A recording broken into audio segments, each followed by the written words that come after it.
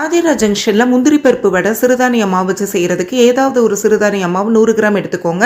50 gram கடலை மாவு, அதோட காரத்துக்கு ஒரு துண்டு இஞ்சியை சின்னதாக நறுக்கி போட்டிருக்கேன். ஒரு பச்சை மிளகாவையும் சின்னதாக நறுக்கி போட்டுட்டு, ஒரு பெரிய வெங்காயத்தை சின்னதாக நறுக்கி போட்டு, கருவேப்பிலையை பொடியாக நறுக்கி போட்டு, தேவையான அளவு தூளுப்பு, நல்லா 2 கரண்டி எண்ணெயை சூடு பண்ணி அதோட சேர்த்து நல்லா கலந்திங்கன்னா புட்டு மாவு மாதிரி வரும்.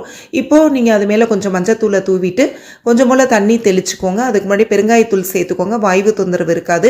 தண்ணி தெளித்து இந்த மாதிரி பிணையும் போது உங்களுக்கு நல்ல உருண்டையாக வரும். இப்போ முந்திரி பருப்பு ஒரு 50 கிராம் இல்லை 100 கிராம் கையிலேயே உடச்சி போட்டுட்டு நீங்கள் எந்த ஷேப்பில் வேணாலும் உருட்டி இல்லை தட்டி கூட எண்ணெயில் போட்டு பொரிச்சு எடுக்கலாம். எண்ணெயில் போட்டு பொரிக்கும் போது பபிள்ஸ் நல்லா அடங்குற வரைக்கும் பொரிச்சுக்கோங்க.